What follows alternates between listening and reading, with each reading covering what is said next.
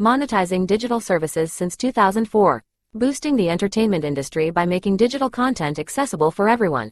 AWG, where innovation meets monetization. Welcome to the Human Capital Innovations Podcast. We're your source for personal, professional, and organizational growth and development, where we share original research, explore industry trends, and interview executives and thought leaders from across the globe. We hope you join us often for practitioner-oriented content around all things related to leadership, HR, talent management, organizational development, and change management.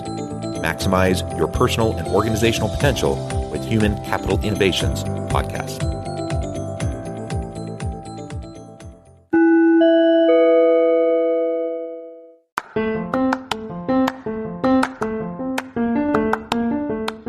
If you enjoy the Human Capital Innovations Podcast, enjoy ad-free listening by going to the Patreon page, and please consider contributing even at the producer or sponsorship level. And please leave a review. Thank you for your support.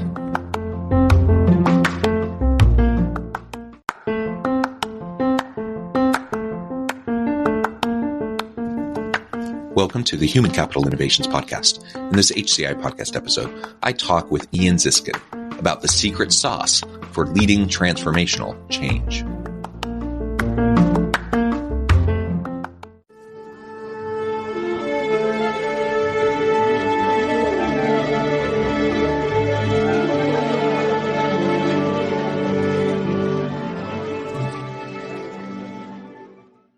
Ian Ziskin, welcome to the Human Capital Innovations Podcast. Great to be with you, John. Thanks for having me. It is a pleasure to be with you. You're joining us from Sweden, evening for you, morning for me here in south of Salt Lake City in Utah. And today we're going to be talking about your book, The Secret Sauce for Leading Transformational Change. I love the title. I love everything about leading change and transformational change. So I think this will be a really fun conversation. As we get started, I just wanted to share Ian's brief bio with everybody. Ian Ziskin, president of Exec Excel Group, LLC, has 40 years of experience as a business and human resource leader, board advisor and member, coach, consultant, entrepreneur, teacher, speaker, and author. His clients and corporate work span the aerospace and defense, automotive, chemical, consumer products, education, electronic components, energy, entertainment, financial services, healthcare, high-tech, and IT, manufacturing, pharmaceuticals, professional services, retail, and telecommunications industries. So essentially, you do everything. It's awesome. Great background. Pleasure to have you with me. Thanks for taking time out of your busy schedule to talk with us today. Anything else you would like to share with me or my audience before we just dive on into talking about your book? Yeah, it's an honor to be here, of course. And maybe just one thing I'll emphasize for your listeners. You know, I spent, of those 40 years over the course of my career, about the first 28 or so working for large companies, primarily in the human resources area. And then the last almost 13 years now, more of an entrepreneurial existence, running my own coaching and consulting business. So all of those different industries that you mentioned in the kind introduction that you did are a bit of a combination of my corporate perspective and my coaching and consulting perspective. Yeah, perfect. Thank you for that. All right. Well, let's go ahead and dive on in. And maybe you could start by just telling us a little bit about why this book, why now? I always love to hear from authors about why they spend the time. It's a labor of love to get everything into a book and to get it out there into the world. So why this book? Why now? Why is it important? Certainly a labor of love. I would agree with that. And if I go back now, maybe a couple of years, like many of us, sitting in my house during COVID-19 pandemic, watching what was going on, not only in the United States, but around the world in terms of the very unfortunate consequences, needless to say, of the health issues that people were dealing with as a result of COVID. But in addition, economic disruption, a lot of uncertainty, organizations virtually overnight, having to move from the, typical face-to-face, everybody shows up and works in the same place kind of model that most people were used to working in a much more remote way. Same thing with schools. And then even if you look from the political landscape, a lot of political division around things that were happening related to COVID and all the other uncertainties that I just mentioned. And so I started thinking a lot about what does it take to survive and possibly even thrive during times of large-scale transformational change. So that was actually the first impetus. And then the second driver for the book was much more about, missing the human interaction and working with people, as I have loved to do over the course of my career, and wanting to create something through the book that would ultimately end up being a highly collaborative project with a wide variety of different inputs, so that it wasn't just focused on Ian's view of the world or of leading transformational change. And that's really what motivated me to put the book together in the first place.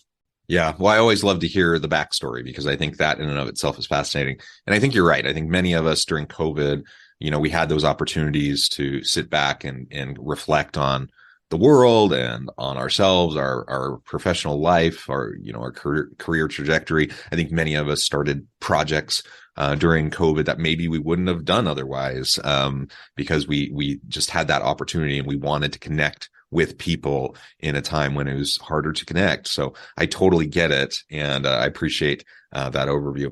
All right. So why don't we get into the book a little bit more in terms of the content? And before we talk about the secret sauce, I'd love for you to define for us your perspective on leading transformational change. What is change? What is transformational change? And then, why is it important to think about how we're leading that change? Well, as we were beginning to think about answering certain questions related to the book, there were a number which we can touch on if you'd like. But one in particular that was a bit of a hypothesis for us was all transformation is change, but all change is not transformational. And in putting the book together, we were trying to verify that or refute it. It turns out, having now written the book, we did come to the conclusion that, in fact, all transformation is change, but not all change is transformational. And the definition that I pieced together as we were building the book goes something along the lines of the following. It's really about rethinking and repositioning the what, why, how, who, when, and where associated with basically four things, and really trying to get your arms around dramatically changing these four things. And that would be either the effectiveness, the happiness, the health, and or survival of someone or something. And therefore, at least from our view of transformational change and that definition, it tends to suggest something pretty systemic, something that's pretty sustainable, meaning that it sticks, for a long period of time and has a lot of tentacles associated with it, rather than what you might tend to think of as a tweak or something that's much shorter term. So change, in my view anyway, would be something that could be very short term. It could be a tweak. It may actually be extremely important, but it's usually not as systemic. It's not as long term. It's not as transformational as you might suspect, given the definition, as the comprehensive things that we saw over and over again throughout this book. Yeah. And I think that distinction between change generally, transformational change more specifically, is important to make. And the number that gets thrown around with change initiatives is that 80% or more of change initiatives fail. It's one of those numbers, 80%, I don't know. But basically people have analyzed it using different metrics. And usually it's a really high percentage of change initiatives that don't go the way you planned, don't have the impact that you would hope that it would have. And of course, any sort of major change, transformational change, is going to be even harder to implement. And that's why you need good leadership, good facilitation. You need a plan in place to guide the change.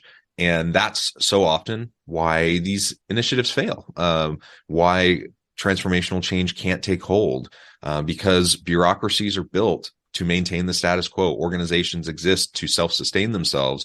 And when you're trying to disrupt things in a way that, people naturally tend to resist, because we like things to be at least somewhat predictable. We like to at least feel like we have some control. We don't like to be thrown into the messiness of change.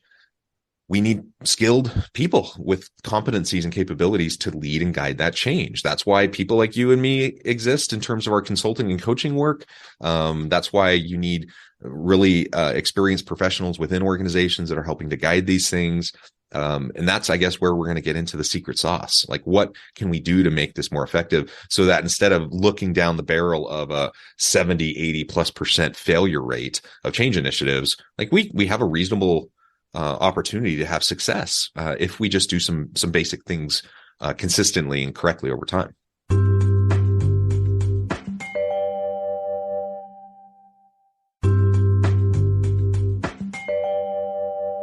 Monetizing digital services since 2004.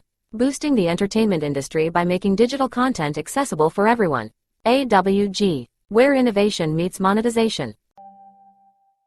Well, first, let me confirm, your experience, John, is very consistent with our experience as the lead author of this book.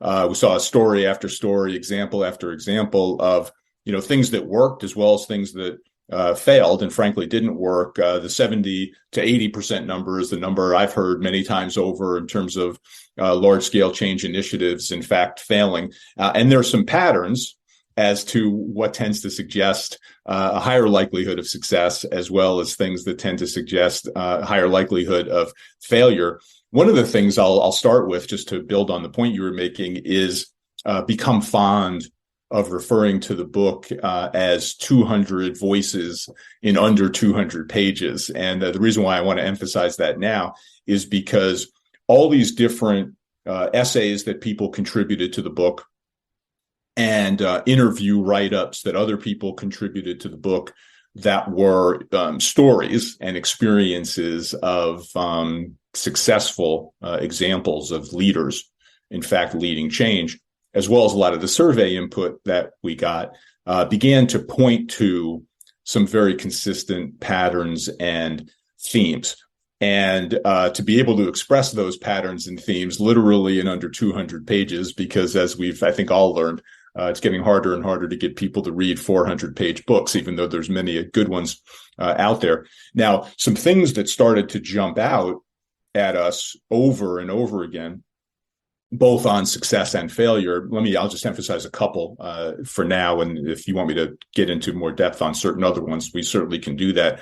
But one of the things that really started to come out in so many ways was the fact that human beings have this almost limitless capacity to deny, deflect, explain away, rationalize around facts or data that do not reinforce our preferred view of the internal or external environment. So, if you're looking for some underlying, very obvious examples and reasons why 70 or 80% or more of big, large-scale transformational change efforts fail, is because a lot of human beings and a lot of organizations culturally tend to display this capacity to ignore the truth and ignore what's happening around them. And therefore, as a result, either rationalize what we're currently doing and therefore sustain it, or ignore what's happening. And therefore, we take so much longer than we could or should in order to get started on a change initiative that's actually needed. And, we tend to talk about it in the book, even in the foreword of the book, as, start with the truth, understand what's happening around you, define reality, pay attention to the facts and data that not only reinforce your preferred view, but more importantly, reinforce what's actually happening. And then you have a much, much higher chance of getting started and getting traction and making things happen. So that almost by story throughout the book was something that really leaped out as rather consistently. And that's consistent with my experience too, both in my own experiences, but also talking with other professionals who've been through these experiences as well. So that tracks with me. And I suspect, as for the audience, as you're listening to this, you've all experienced change initiatives. You've experienced ones that have gone well. You've experienced ones that have not gone well. You've experienced leaders who have been rather adept at navigating and facilitating all of this change. You've been, you've had experience working with leaders who have been inept in working with these processes. We've all experienced, I think, all of these things because change is just so constant, and the rate and pace of change has only accelerated in recent years and recent decades. So the reality is, I think we've all experienced it, and we all kind of intuitively know when we see something not going well, when we see it not going right. And it's not just kind of armchair quarterbacking or water cooler complaining. I mean, it's like you can usually tell when things aren't going well. And it often comes down to some pretty basic things. At the forefront, in my experience, has been communication breakdowns, which is connected to, but also leads to disenfranchisement and lack of trust of line workers and middle managers, with the higher level leaders within the organization, the systems, the policies, practices, procedures within the organization. And so if people don't trust what you're doing, they're not going to buy into it. If you're not communicating transparently and openly with them, they're not going to trust you. They're going to fill in the gaps, the information gaps, with whatever conspiracy theory might be floating through their mind. May be accurate, may not be accurate, but guess what? People are going to talk and they're going to fill in the gaps. And so we have to make sure that we're keeping trust and buy-in at the forefront of our aims and goals as we're going through this process. And that can only happen as we have regular, open, transparent communication. And I always say, it's better to over communicate. If you under communicate, it's like the death knell. But, over communicating, sometimes people get annoyed by it. But I would much rather be over communicated with than constantly have questions and wondering about, well, why are they doing this? Why didn't they do this? What are their ulterior motives? And like all the rumination that goes along with that. Well, John, if I could pick up on your completely accurate, in my experience, theme around communication. And going back to this idea of starting with the truth and defining reality, for sure, communication is one of the most important elements of what we're talking about. The tweak I'd like to put on that, if I could, is that, most leaders almost immediately tend to gravitate to the concept of communicate means tell, tell, tell. My job is to explain to you over and over and over again the compelling rationale for change. And that, of course, is actually really important, but it's only part of the job. The other element of communication, which really matters a lot here in terms of building the trust that you were referring to and getting the type of traction and action that comes from that traction, is listen, listen, listen, listen. Because it turns out that most people, particularly deeper in the organization you go, actually, in many ways, are closer to the customer. They're closer to issues and problems and obstacles that exist inside the organization that are getting in the way of the organization or the individual performing at their best. And so, anybody who's listening to our conversation, who's a leader or is in a leadership position to influence other people's thinking, so important to get the benefit of what other people are experiencing and feeling in the organization. That's how you build trust, is not only telling people what's really happening around them, but listening to people's own sense of reality of what's happening around them. And the more listened to they feel, at least in our experience in writing this book, the more likely it is they'll feel heard and influential and have ownership over the kinds of things that we're asking them to do differently or better because we're listening. The other thing, if I could, just to add to the points that we're trying to make here, is we're usually attempting to overcome a common misconception that we saw repeatedly in writing our book. And that is that somehow or another, highly successful, large-scale transformational change efforts are all about the ability to anticipate and prepare for well in advance the significant need for change. And therefore, we tend to highly value people who can see around corners and really do anticipate what's going to happen before it happens, and who have this amazing magical ability to connect the dots among and between seemingly disconnected things. And all of this preparation and anticipation, somehow or another in our minds, seems to be more quote unquote strategic. And there are certainly plenty of examples, including in the book, but also in life in general, of organizations and people who are really good at anticipating the need for change. But it turns out that there are actually many more examples of situations where we didn't see the need for change coming at all. We weren't well prepared. We didn't have much anticipation. Probably the best example of this that we've all lived through the last couple of years is COVID, where, I don't know about you, John, but I certainly wasn't smart enough to see COVID coming. But what I did see is a lot of people and organizations responding with a sense of agility and speed to try to deal with what had just hit us all. And so there's this misconception that somehow we're quote unquote more strategic if we can anticipate and prepare. That's great when it happens, but there's actually many more situations where we just get hit with it and we have to deal with it. And probably my favorite quote that maybe illustrates the point is from Mike Tyson, the former heavyweight boxer who was being interviewed by a member of the media in advance of a heavyweight bout.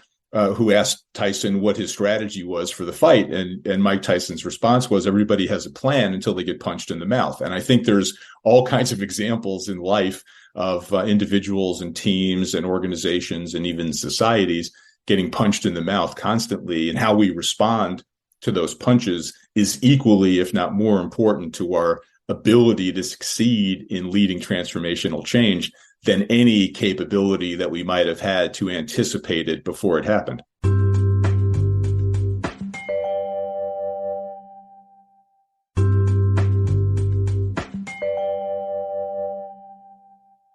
I mean, nobody has a crystal ball, but even if we have really great foresight and are able to look around the corner and have really good indication of what might be coming, we never know everything that's going to be happening. And so you have to be able to iterate and pivot. You have to be adaptable, and you have to be able to roll with the punches. That's the name of the game with change, right? And if you can't do that, in my mind, that's probably the most important capability of being an effective change agent and helping organizations build a culture around change, is that you just have to be highly adaptive, highly iterative, and willing to make adjustments along the way. And be really adaptive. And if you can't do that, if you're not able, ready, and willing as an organization and as individuals within the organization to roll with the punches, to pivot when things don't work the way you thought they would work, then you're in big trouble. Because we just don't know the future, regardless of how much we wish we did. We may think we do, or we may think we have a really, really, really great plan. The reality is we just never fully do. And I do want to reiterate what you were saying about with the communication piece that we were both discussing. Absolutely. Listen. And if you don't listen, you're not communicating. You're just telling people, and just telling people does not generate buy-in. It does not generate ownership. It does not generate commitment to the change initiatives that need to be happening. So not only do you need to communicate the why behind the change, you need to be supportive of the processes and the shifts that people are going through and the challenges that they're facing. You better listen through that whole process and have many opportunities throughout the change process to continually get input and feedback, to act on that feedback. And that will allow us to iterate, just like the way we've been talking. Well, it also turns out that everything we've been talking about so far has baked in some inherent conflicts or competing priorities. In the book, we talk a lot about this idea of competing priorities that need to be reconciled, or mastering paradoxes. I refer to it in the book as the beauty of and there's all kinds of combinations of things that are seemingly in conflict with one another. And they seem to be in conflict because they actually are. But it turns out if you're going to successfully lead any kind of transformational change, you actually have to be able to reconcile these conflicts. And one that we haven't touched on quite specifically, I'll mention to build on what we were discussing a few minutes ago, is you might think of speed and rhythm as being one of the more important inherent conflicts to be reconciled. Why? Because as you were saying, needing to have a certain amount of agility and responsiveness to things that are happening around us. One of the things that's kind of intuitively obvious, but really hard to make happen, is most successful change efforts generally mean that we're going to end up moving faster than has historically felt comfortable, either historically for us as individuals or historically for what the organizations that we're part of are used to. And so speed matters, and you have to move, faster than you typically have in the past. However, rhythm also matters, particularly if you're trying to bring other people along with you. And here's my way of thinking about it. I play a little bit of guitar, certainly not well enough to make a living at it, but perhaps, many of your listeners also have had some experience with music and musical instruments. And any musician that I've ever talked to, I've never heard one ever say to me, a song is enhanced simply by playing it faster and getting it to the end more quickly. Generally what musicians will say is we have to have a certain cadence. We're attempting to achieve a certain pace. We're getting all the participants in the band basically trying to play off the same sheet of music and create some harmony. And just playing faster doesn't get you where you want to go. And that analogy really applies well here to leading change. Just moving faster, especially if you're moving faster than the rest of the organization can be brought along to participate in and contribute to the success, basically creates chaos. My way of thinking about it is speed without rhythm is noise, and speed with rhythm actually makes for beautiful music, but it also makes for highly successful transformational change. Yeah, very well said, Ian. This has just been a fantastic conversation. I note the time. Unfortunately, we're going to have to pause and end the conversation there today, and I need to let you go. But before we wrap things up for today, I just wanted to give you a chance to share with the audience how they can connect with you, find out more about your work, where they can find your book, and then give us a final word on the topic for today.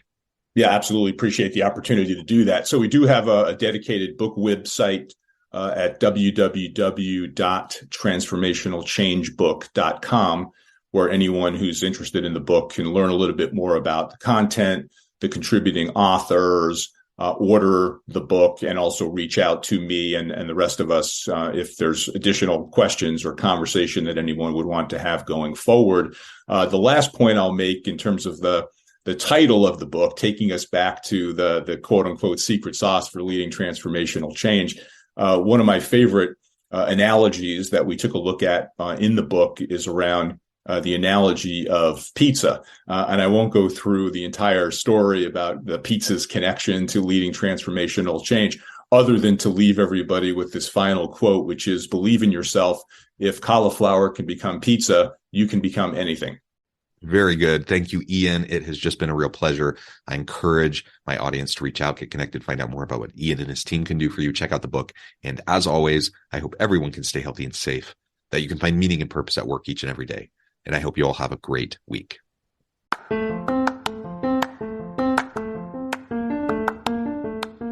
you enjoy the Human Capital Innovations podcast? Enjoy ad-free listening by going to the Patreon page, and please consider contributing even at the producer or sponsorship level. And please leave a review. Thank you for your support.